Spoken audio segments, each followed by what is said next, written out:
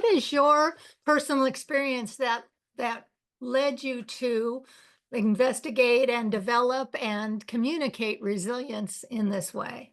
Well, I think that will be particularly interesting for your audience to hear because when I started writing Crossroads, I was in a adopt a block program in our community that assigned me 6 blocks, and it was in a low income area, and I was to find out all the needs, and I was going to court cases, watching how the legal system was equal or unequal. And of course I found out it was all nothing was what I thought it would be, and so it was unequal. And at the same time I was running a youth group in that area, and I had a diverse population of kids, from the mayor's children to, which was Evan Bai's children, to the ones that were in those adopted block areas that barely could eat.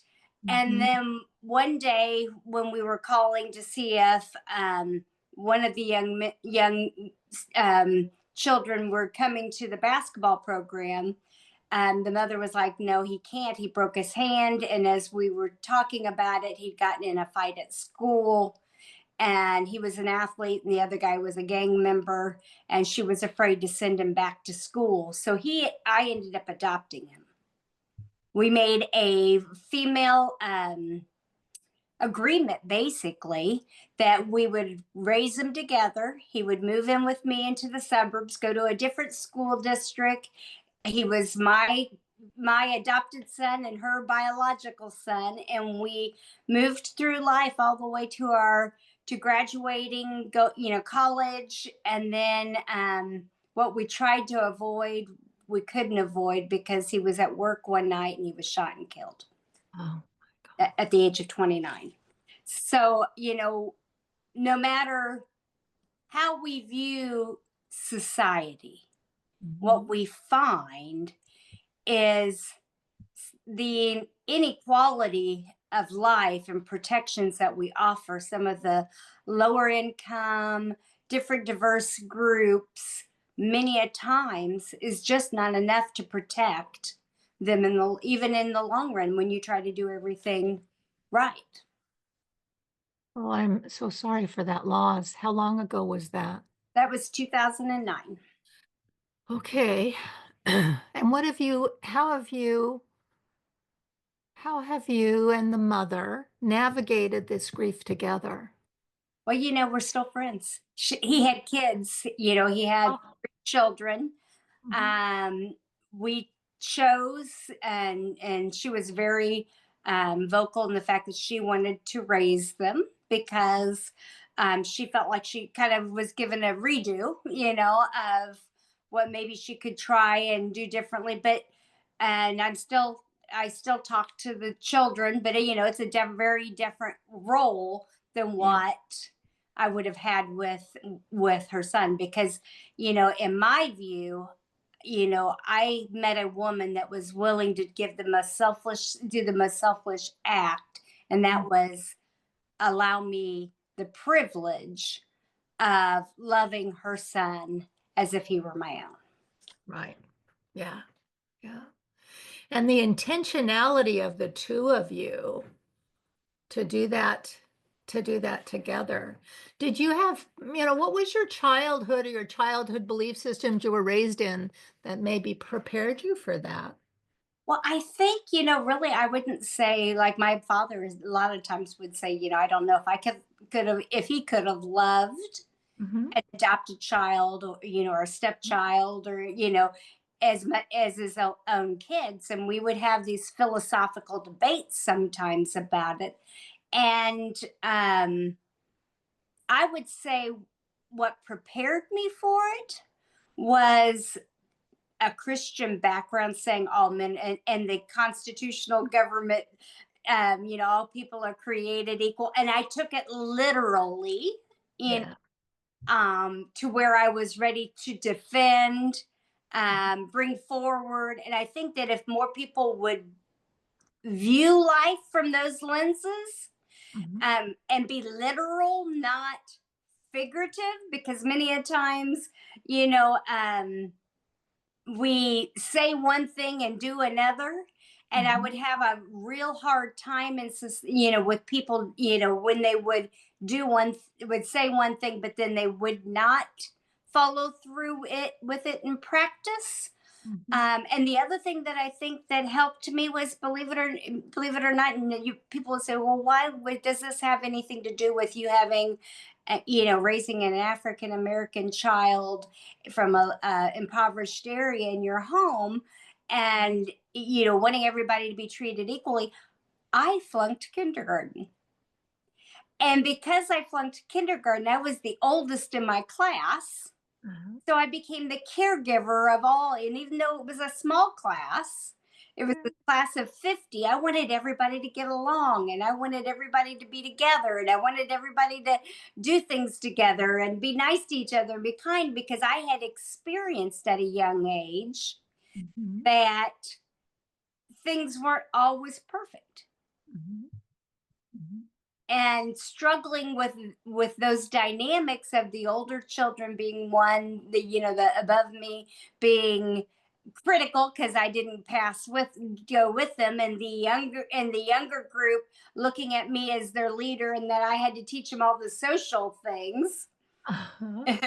Then that probably put me in the caregiver role, Uh-huh. probably more so than the others. And then probably on my mother's side, because they were her mother was raised Quaker, Mhm.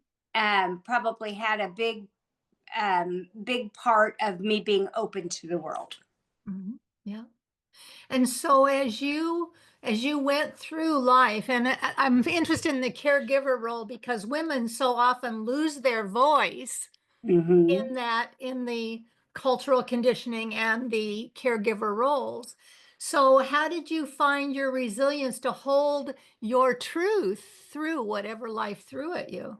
Oh my goodness. It's through the hard knocks. And that's one of the reasons why I wrote Resilience, because I'm like, how in the world, through all the trauma, something about, and everybody goes through trauma. There's the trauma that you put yourself through, and then there's the trauma that life puts you through. None of us are immune to it. And if someone out there has not had it, just be thankful, because eventually one day you're going to lose a grandparent, you're going to lose a parent, you're going to lose a loved one, you're going to get ill and sick, and you may even witness violence, or you may even see violence, or it may be inflicted on you. There's all kinds of trauma that we put ourselves through, even like, for instance, addictions or something.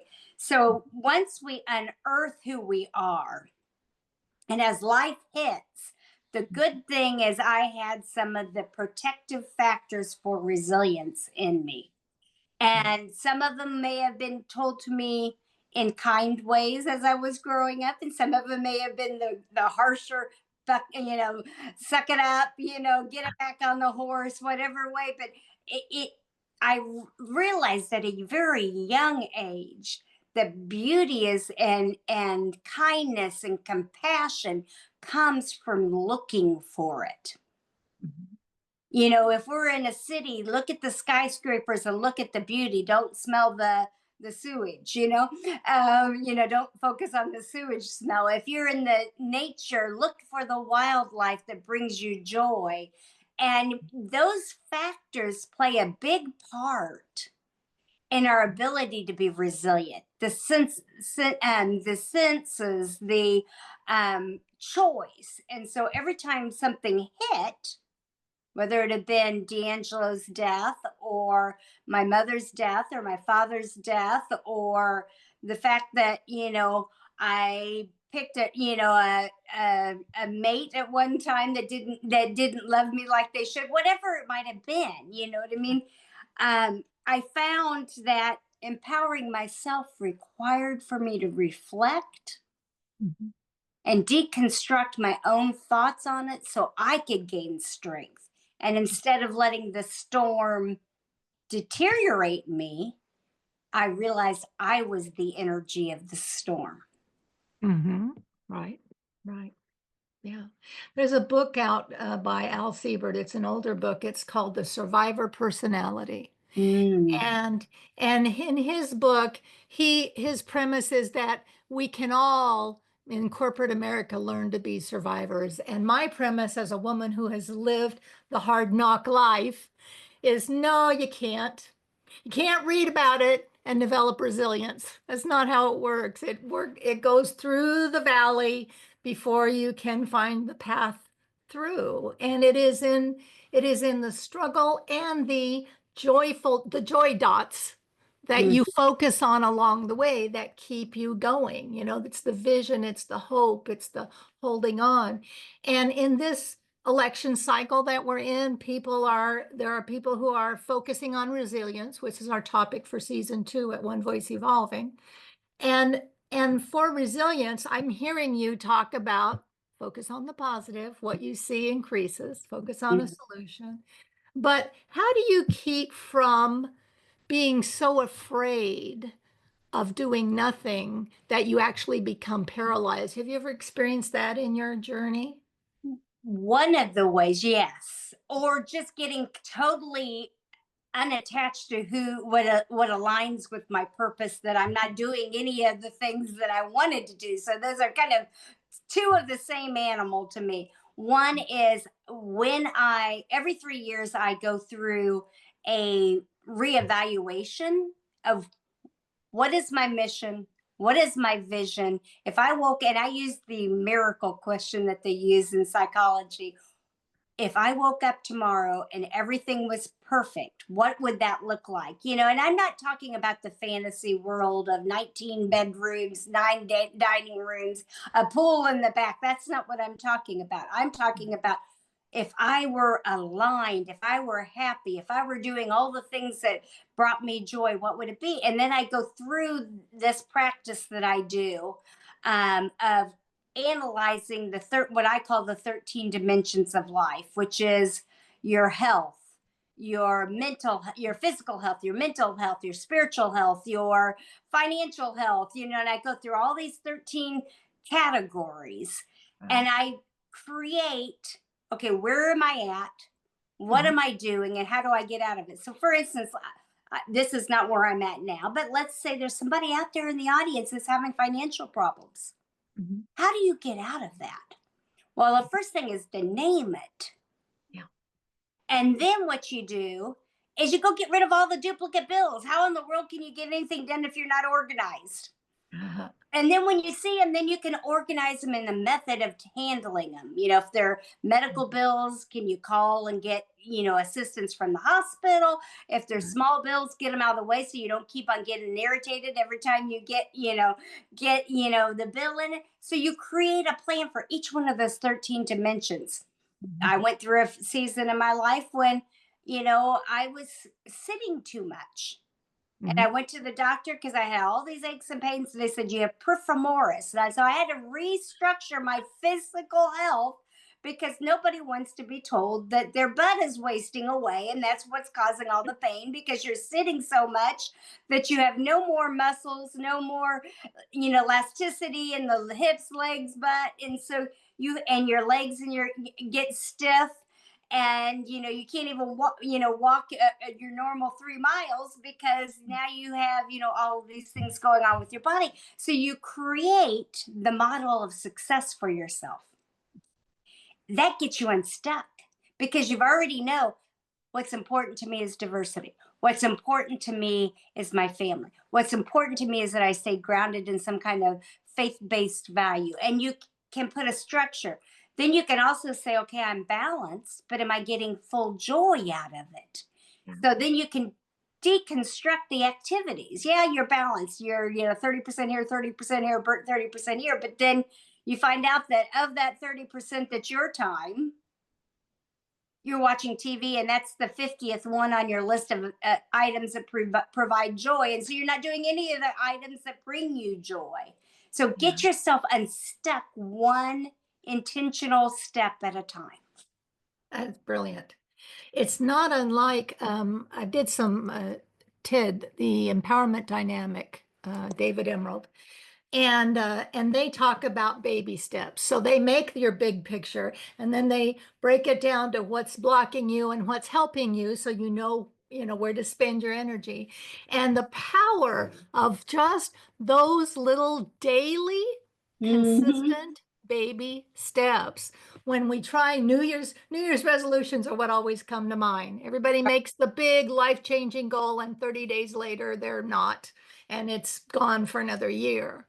And if Right. you can move that needle just 1% one day at a time in 100 days, you've created all new mapping in your body, in your Exactly. And brain. body memorizes everything. Mhm, So, no matter, let's say it's a blueberry. If you like blueberries, and maybe you just decide, okay, I'm going to start putting blueberries in my life. I'm going to make sure I eat the blueberries when I put them in the refrigerator because I like them. I just don't get them or I don't eat them. Or opening your blinds. mhm, I find that an intentional moment to view outside of my world, right.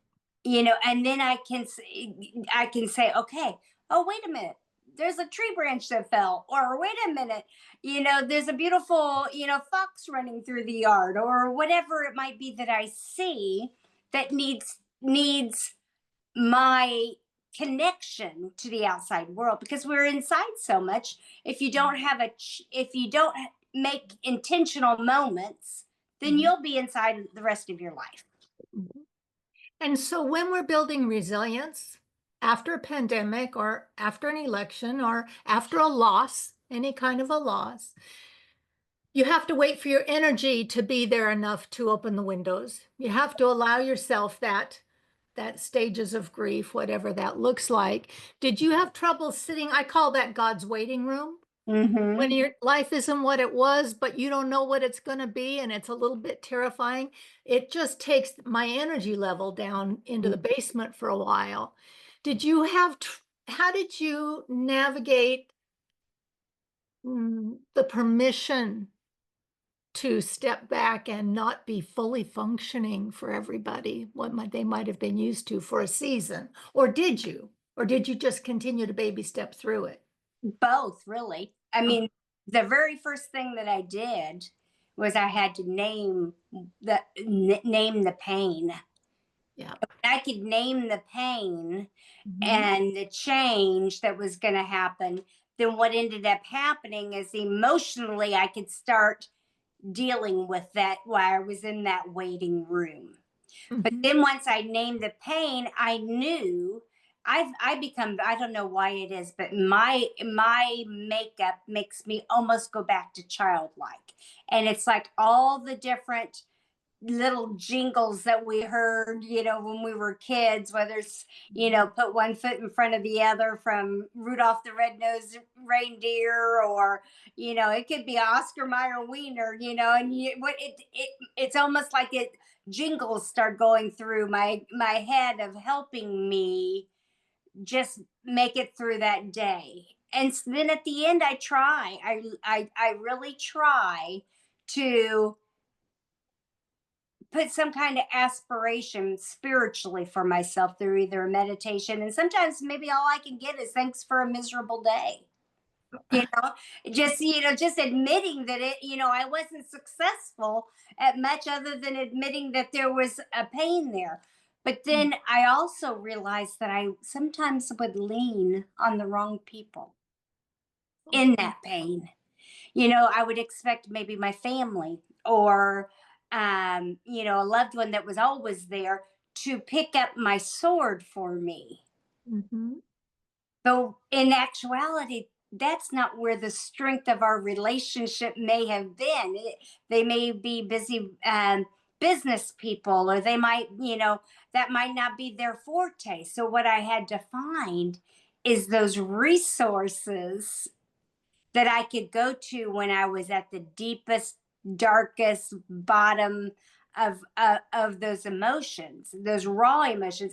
For some reason, when I would be in a car, tears, something about driving releases the tears for me in different times of my life. And I found that it was just as easy to find, and it didn't matter to me. It still doesn't. what denomination, what kind of religion, a place of solace, that just pull in the to the one that's open. Sit there, listen, take what you believe in, leave the rest, and connect Mhm. with the people that were in the business of healing your spirit.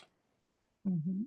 And so when you talk about healing spirits, then that's when you start getting into the, okay, I can do this. And that just that 1 hour, 30 minutes, whatever. It could be Mhm. mental health professionals too. They, Mhm. they can help bring you back into a center. Once you get back to that center, you can start taking steps again.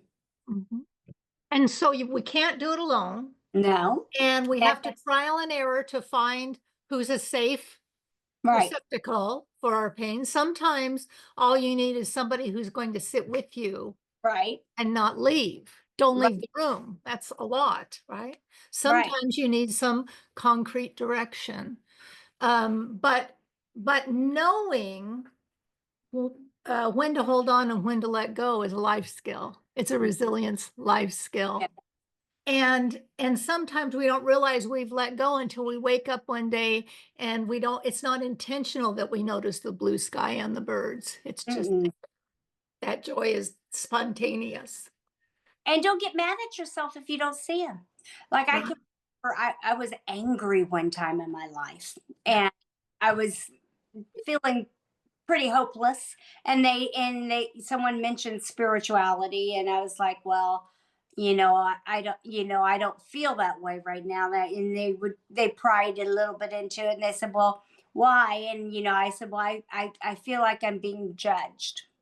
Hmm. And they said, well, then fire your God and hire a new one. And I was at a park and I'm looking around, and there was this tree that was the most desolate tree in the middle of the water, that was dead with no leaves on it.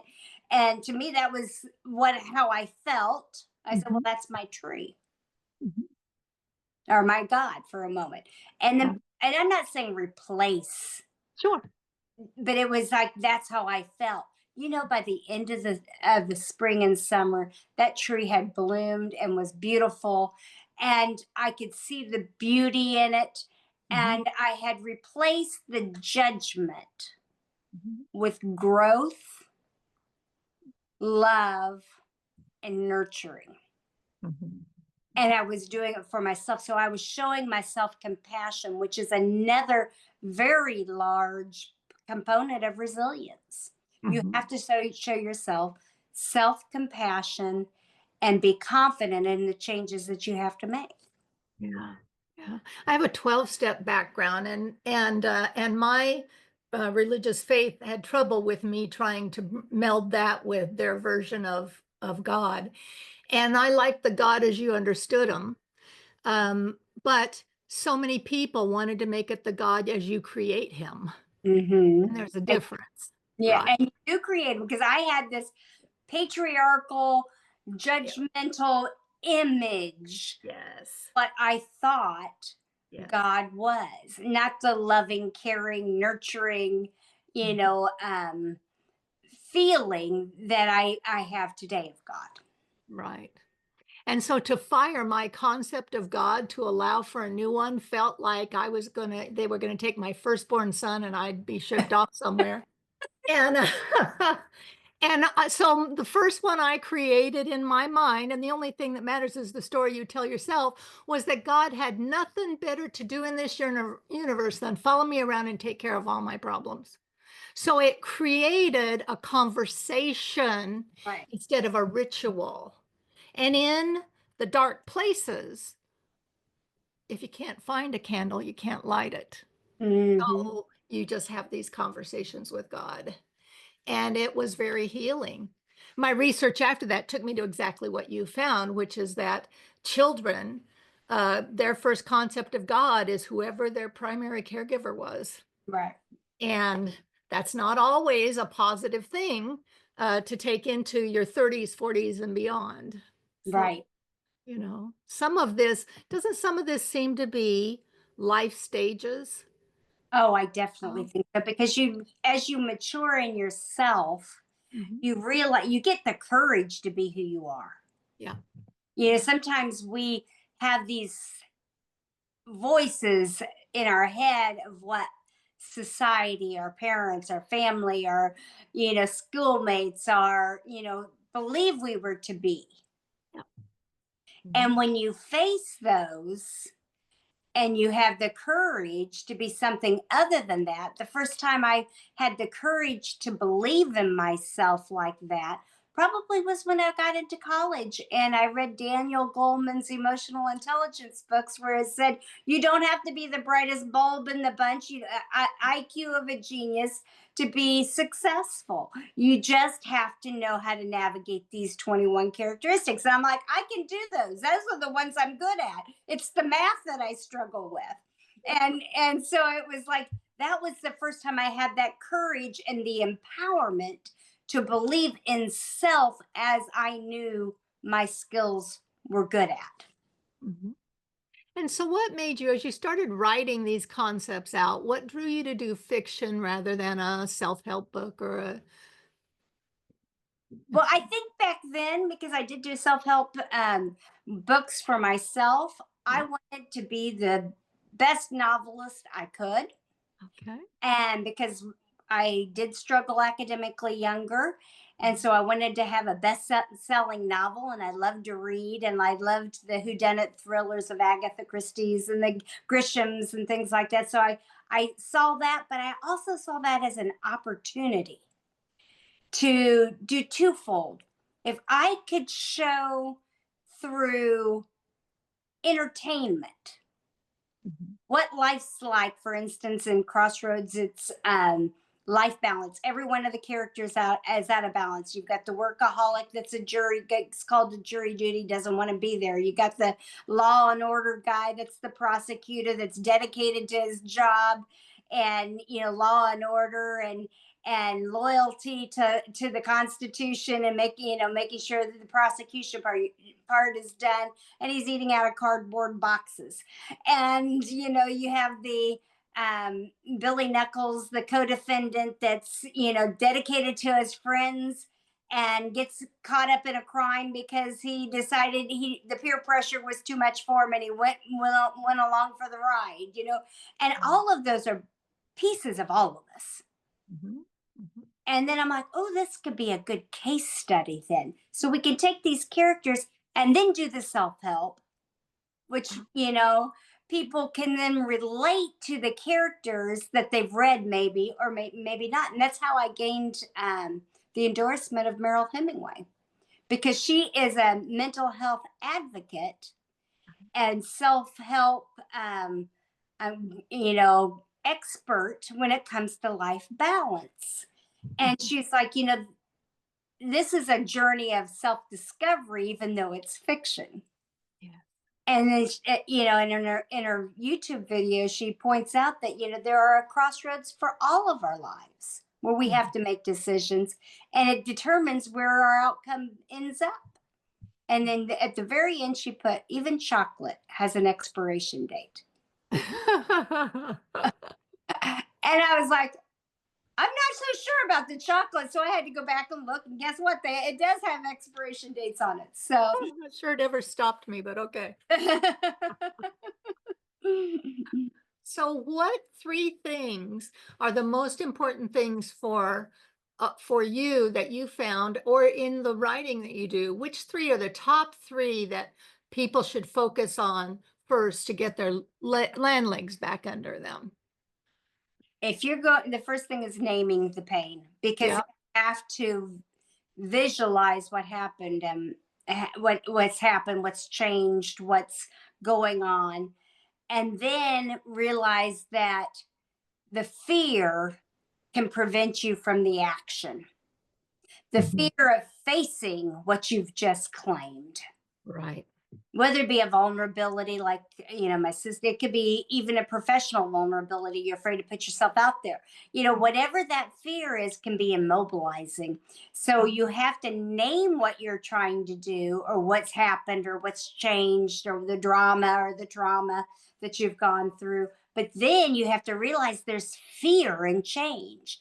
There's fear in realizing that you're going on without your parents, that you're now the older generation of your family there, or whatever it might be, or that you have to change your eating habits because you've been told you're diabetic or have hypertension or whatever that is. There's fear, and then once you address that, oh, wait a minute, that's fear that's stopping me from action, then you take those baby steps, that one step at a time.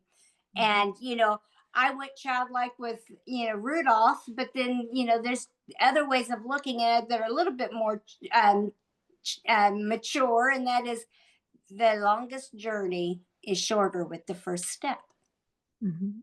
So no matter how big it seems, if it's just getting out of bed and opening your blinds is all you can do today, okay, then do that today. Mhm. And then if tomorrow it is, I can make it to, the church around the corner because they're open, then do that. Just start making those steps. If it's the plans that you have to make, do whatever the plan, first step is. There, as you're talking, I'm thinking about the stages of grief and how it always starts with denial because life just threw something that I can't comprehend just yet, or I can't take in. But then there are compound losses. So when you say, okay, I'm going to name the pain is I lost my son. But my fear of life without him is so great. And I always say people don't move until the pain of where they are is greater than the fear of where they're going. So there is a period of time, but then as soon as you get through the fear and you start baby stepping, then you find out that you haven't been outside in so long you're afraid of people. And Mhm. it's like that's another one. You've got to baby step your way through that before you can do the fear that's going to do the pain. So it I call those compound losses. If you get a divorce, yes, you lose your partner, you lose your vision of a 50-year companionship. You may lose access to children, you may lose your lifestyle, you may lose friends that picked the other side. And so there are just, what do you do when there's so much compound loss? Um, I use affirmation. I mean, oh, I do, like when I got the knock on the door mhm, and I open it up and it's a police officer, mhm, and they said D'Angelo was shot last night at work and he didn't make it. Oh, that's one of those moments that you're like, you don't know how to act. mhm, And I know that once I shut the door, I saw a tiny crack in the wall where the foundation had started to settle in the house, and I followed it to the ceiling. And the only thing I could do at that moment is say, it's going to be okay. So I had to affirm to myself, mhm, and it was in the voice of my mother mhm, when I said it. So it was like, not only did I have to affirm it, mhm, I had to be nurtured from a mother's perspective for me to name and face the fear that I had to face. mhm, And so affirmation helps me even when I'm not feeling it. I will try to write a few words of affirmation of whatever that pain, that emotion, that feeling is, that I can move through it one step at a time. How, I have the skills to, do it, and try to call on the tools. And then mindfulness, sensory. I like the senses. So I have like,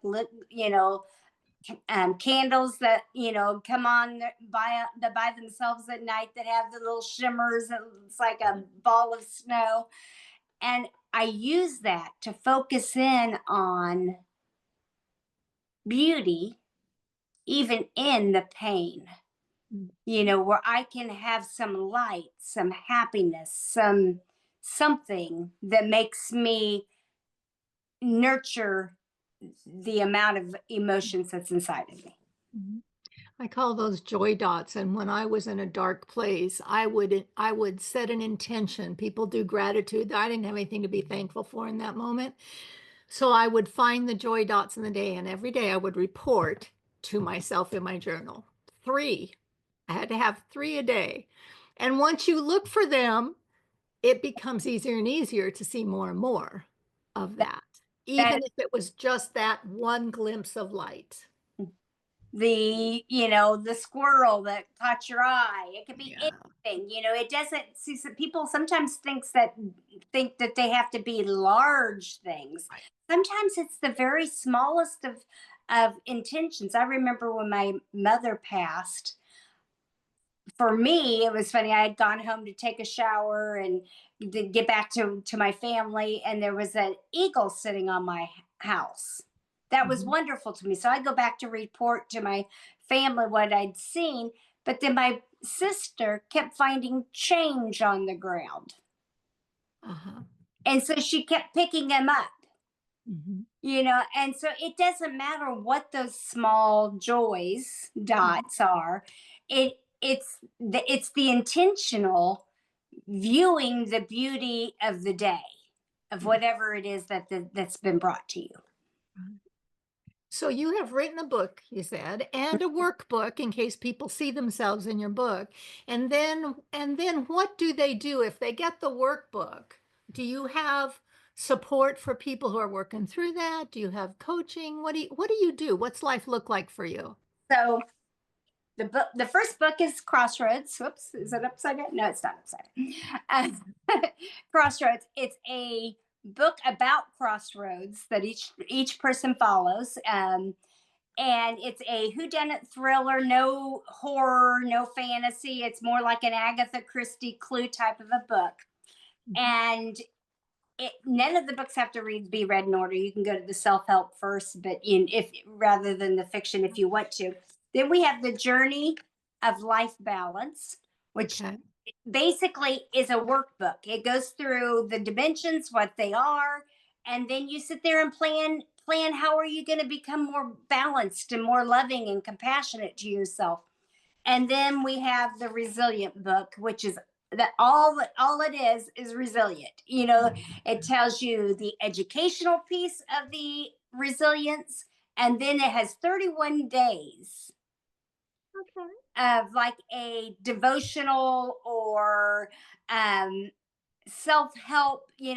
Day one, it has, what do the pop culture tell you about resilience, then maybe a spiritual quote, an activity, original poems for me that I wrote during my different times of my storms, and just gratitude journals, things that will help you every day Mhm. start building and repairing your resilience. If someone needs coaching, I do coaching. Uh-huh. Most of it is more on the journaling and book and business aspect Mhm. of development and writing. So I am not a counselor. I don't have. I want to clarify that I have my degree. I have a PhD, but it's in business. So it's, Yep. but I do have life knowledge and can get you through if you're stuck going through transitions. I do assessments, emotional intelligence, and Yeah. tests that can help you get back in line when you're ready. Mhm. So I'm retired HR, and I do podcasts for fun and for free basically. But but the things that I learned from my experiences apply when I'm working in groups or culture change or C-suites of organizations. They're doing a 12-step inventory, fourth-step inventory. They just don't know that's what they're doing. They're making amends. We just don't call it that. So so do you find as you're doing your work that these handbooks come into play in that arena too, because you've got a business brain Right. as well. Well, Yeah. that's how it ended up where it is, because I was doing these assessments with people. I was testing people because I do academic research, and dissertations and capstone projects. So I was already doing these, and I'm like, I need to put these into a format where people can say, "Hey, I can do this on my own, or I can get help." Mhm. Rhonda, I'm fascinated with that. Where do people find you and where do they find your um, checklists? Sure. So, RhondaParkerTaylor.com is my website. All my social medias are on there. All my social medias are RhondaParkerTaylor.com, version of Rhonda Parker Taylor. I'm on Facebook, Instagram, um, Twitter, or X, I guess it is now, LinkedIn, and TikTok. And Okay. TikTok back up. And TikTok's back up. Yes, it is. Okay, great. And where can they find your book? Oh, Amazon, Barnes and Noble. If you're in the Midwest, most of the Midwest stores actually have them in the stores, so you can go in. If it's not in your area, then they can order it. And BAM also, all the main Yeah, platforms. wonderful. Did you self-publish or did you get a publisher? I went with a hybrid. I had a traditional publisher that pulled out after 2 years, and then I decided that I'd go with a hybrid because with me still, I'm not retired. I'm still working. I didn't see me being able to have the time to get it out the door, finding barcodes and figuring it all out. Mm-hmm. My Yeah. So is it print on demand Yeah, for you? it is on print on demand too. Yes, so any Wonderful. indie bookstores can get it. Yeah, great. Good to know. Okay, so I'm going to ask you one last thing. Resilience is you who you are, and it's our topic. Do you have any parting thoughts for the white women over 40 who are entering to advance racial equity in their lifetime, but maybe are at just beginning stages of the grief of realizing that they thought they were one of the good ones, and now we've got a different lens to look through. I think the first thing that I would say is make every day great. Uh-huh.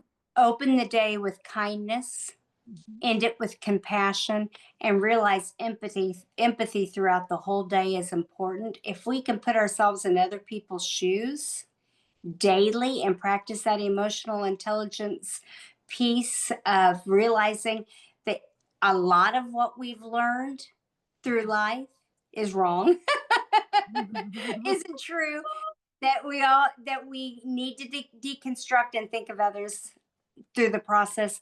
You'll find that doors will open, you'll feel better, and your general mood will be great. Thank you. Thank you for your time today.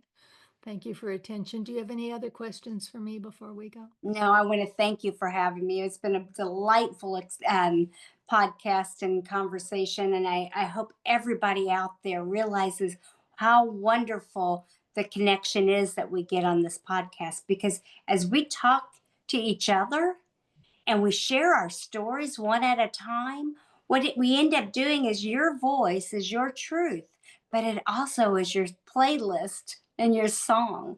So as we do that, we're creating a playlist.